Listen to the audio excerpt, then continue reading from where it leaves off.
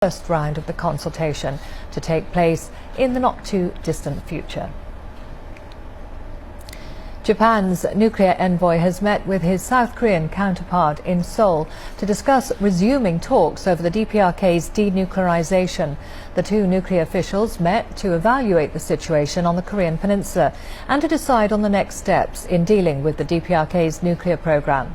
Shuttle diplomacy among the 6 states have increased in recent weeks.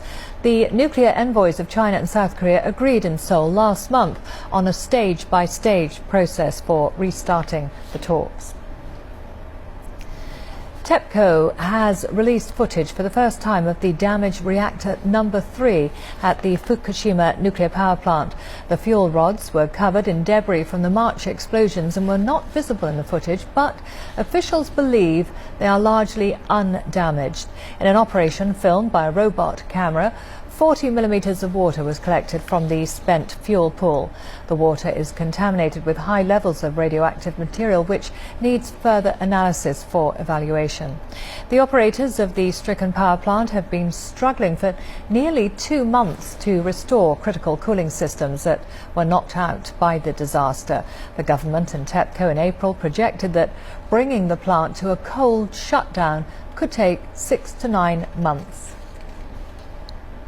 Well, staying with Japan, and the Prime Minister, Naoto Kan, is expected to reshuffle his cabinet as soon as next month.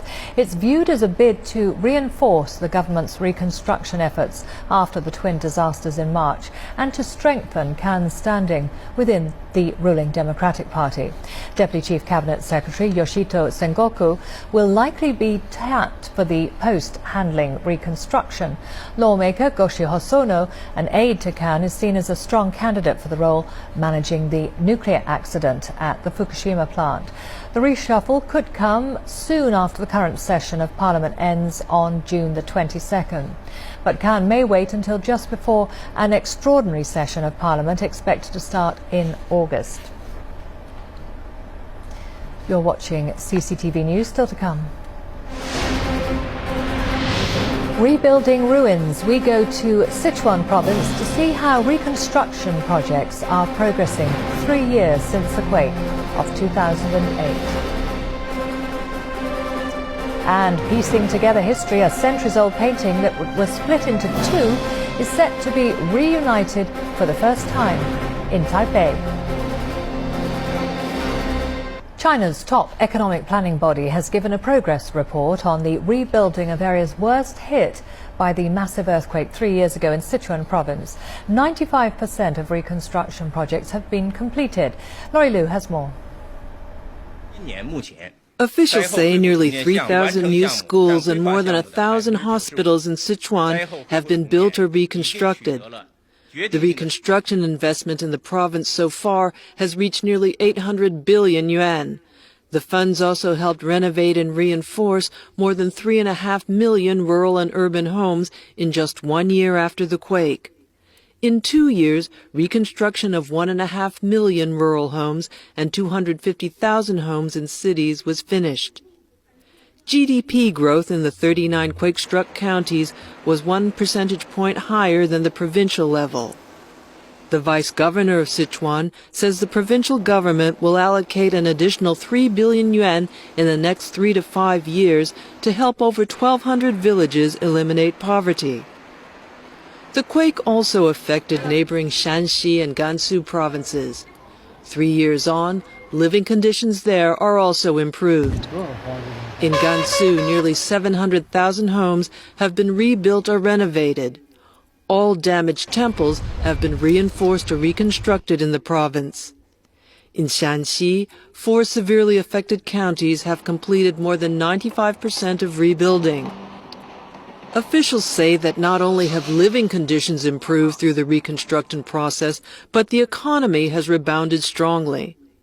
According to the country's general reconstruction plan, the rebuilding in the quake zones is expected to be fully completed by the end of September. Laurie Liu, CCTV. Well, 3 years have passed since the devastating Wenchuan earthquake, and many are still concerned about psychological recovery. A documentary named Home in My Eyes, made by orphans in Wenchuan, has brought relief and surprise to many, as it shows how much they have regained strength and hope. Liu Yu has the story.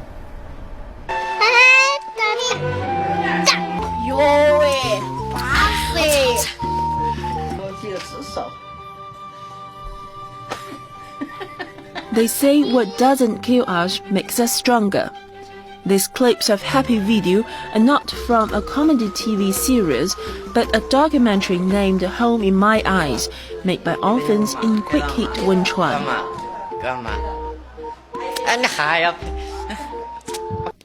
From the ruins of their homes, sulfur faces, snowy cold winters, temporary shelters, and their new houses, the documentary is witness of how people in Wenchuan have struggled their way out of overwhelming suffering.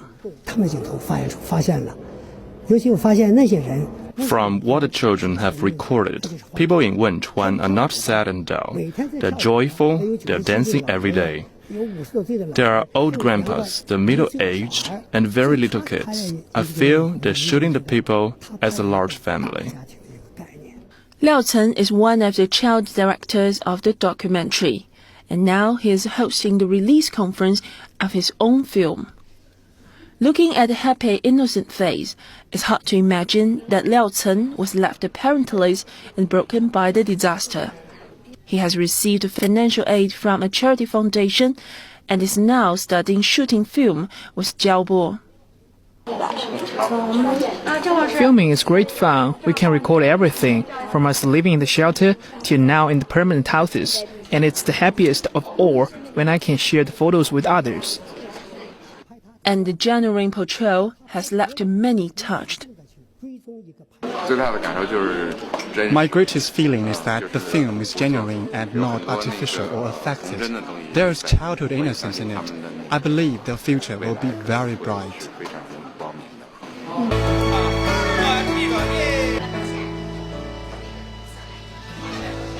Three years on, even though they have lost their families and homes, they still get a positive mind and a warm, soft, and hopeful heart. Liu Yue, CCTV. Meanwhile, ambassadors from more than 20 countries and organizations have visited some of the worst-hit areas affected by the earthquake. They say they're glad to see the reconstruction there and the return to normal life. We've done with wonderful traditional architecture, and it's great to hear that the local people were very much involved in the design of their new village. And I'm just so impressed with the work that the government has done in terms of reconstruction, and UNICEF's very, very delighted to have partnered with UNICEF, particularly around response issues for children and women in the earthquake-stricken area.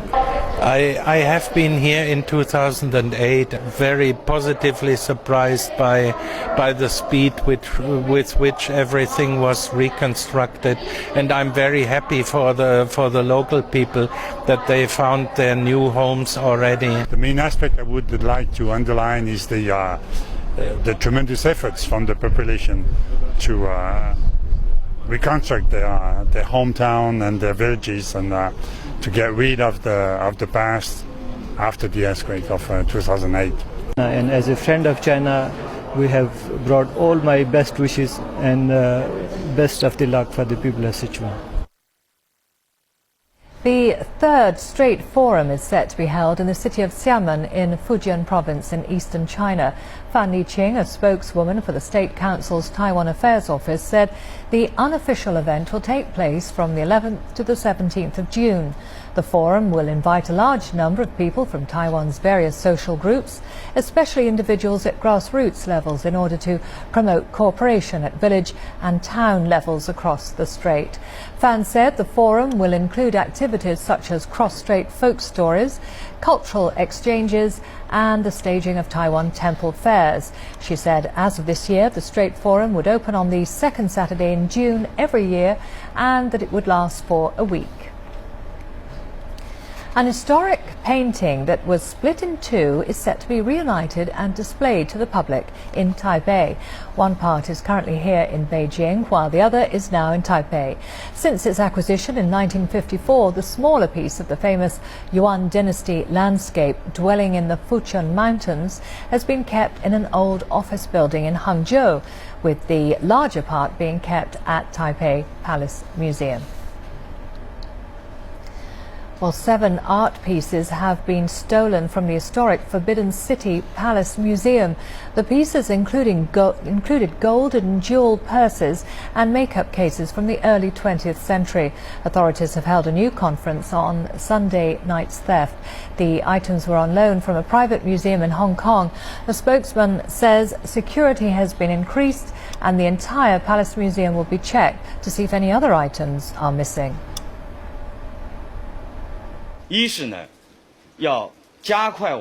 need to speed up the modernization and installation of our security systems. We need to investigate carefully and find out if we can implement more modern and sophisticated security systems here. I hope that people will not lose confidence in the Palace Museum security system because of this incident.